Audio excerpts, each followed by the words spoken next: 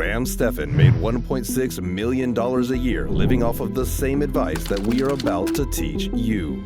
The former realtor has carved out a loyal fan base that has learned how to make financially responsible and even advantageous decisions for them.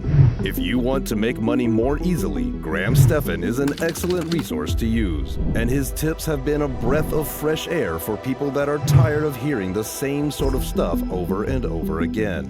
So with all that in mind, here are some frugal living habits that Graham Stephan uses that will help you take control of your financial future.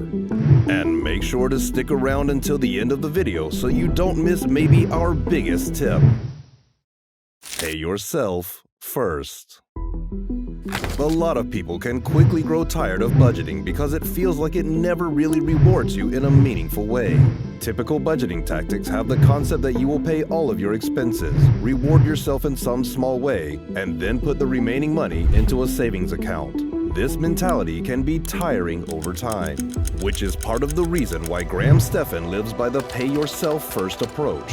This strategy puts a set amount into your savings, and the rest is distributed between yourself and your required payments. While this isn't always the best option if you are building debt via interest, it is otherwise a really cool way to make sure you are preparing for your future without sacrificing any good times in the present day.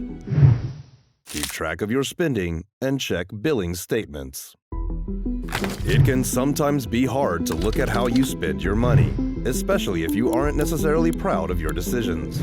It's the only way to learn though, and so you are going to want to try and look at your spending habits as often as possible.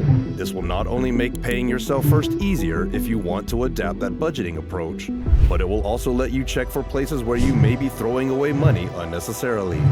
Maybe there are some things you buy regularly but never really considered how much you're spending a year. Or maybe some subscription services you thought you had canceled are still popping up on your monthly expenditure. Almost everyone can find something to cut out, even if it's only a few bucks a month. Remember, over the course of a year, you could be saving yourself hundreds or even thousands just by taking the time and eliminating any fluff purchases. Pay off your bad debt before you have fun. This may seem like a pretty strict approach, but Graham Stephan recommends that you take care of any and all bad debt before you start to plan trips or put money away for fun stuff. He acknowledges how painful this can be, but also that you won't have much of a savings account to speak of if you are constantly getting eaten up by debt. While he recommends that you attack it head on, you can also take other approaches too if you feel like they suit you better. You can try and plan something where you chip away at it monthly while still having a separate fund for your fun money. Really, the goal here is to be cautious around interest, as this is what makes debt seem like a big priority. Never get Starbucks. The argument that Graham is making here has to do with how we contextualize the service that Starbucks provides for us.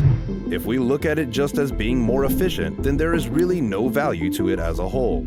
Coffee isn't a necessity, but a want, and we shouldn't be accepting needless charges for our wants. We could just brew coffee at home for far cheaper, so why pay to have a more expensive version of that sold to us by Starbucks? This mentality obviously extends to a lot more than just coffee though, and is more of a challenge than anything. Look at all of your costs and see if there's a better and more efficient way to go about them. Don't order from services like DoorDash or Uber Eats is another one, since you are sometimes paying double just to have it delivered to your door. Graham is taking aim at these kinds of services because he feels like they are geared towards us now more than ever. In an era of convenience, our time becomes a currency. Eating fast food is getting more and more expensive, even though it's clear to see that the food's quality isn't improving. Why is this? Well, it's because people are willing to pay more for a quick service rather than wasting the time to do it yourself. Getting yourself out of this headspace can save you a bunch of money though. Our next frugal living habit is a really easy one for us all to incorporate into our lives. But before we get there, it would mean a lot if you guys could leave a like if you're enjoying this video so far. Subscribing to the channel is also a great way to stay up to date with all of the videos we post. Be smarter at the restaurant. Heading to a restaurant with friends, family, or a significant other can be a lose-lose for many of us. You are actively being put into a position where you have to choose between the quality of the experience or the amount of money you are able to save. And that can be a hard thing to balance. Nobody wants to look cheap in front of their family or friends, and you definitely don't with a date. And so why not think smarter instead of looking stubborn? Try to head into the restaurant during happy hour to cut the total bill down considerably, or sub out a main course in favor of a hearty appetizer. Most people will see this sort of action as playful, and you may find out you actually have a better time anyway taking a more frugal approach. It's way better than spinning through the nose for a marginally better experience, or pouting when you think of the hit you're taking on the meal. Take care of yourself. Don't sacrifice your well-being to save a few bucks. Even Graham Stephan, one of the most frugal men in the world, has a gym membership. What does this mean? Well, basically it means you shouldn't sacrifice your genuine happiness or well-being just to save a few dollars. Sure, you can save money by never going to the dentist, but at what cost to your future? Losing your teeth has its own set of issues, and if you want to keep them, you'll end up losing more money in the future than you save today.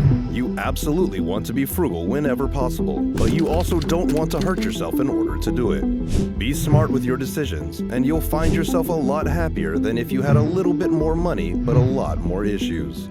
You only get one body, but you will have countless ways to make money in your life. Be careful about lifestyle inflation.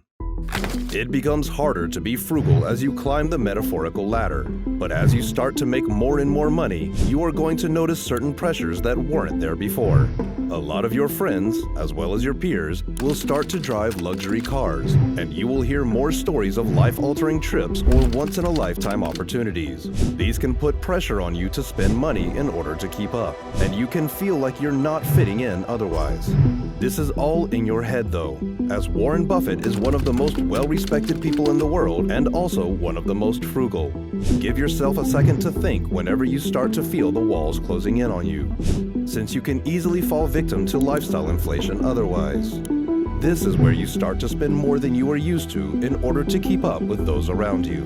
It never is a good thing, and just sets yourself up for issues later down the line. Get in on as many investing streams as you possibly can. To every revenue stream there is a ceiling, which means there is a limit.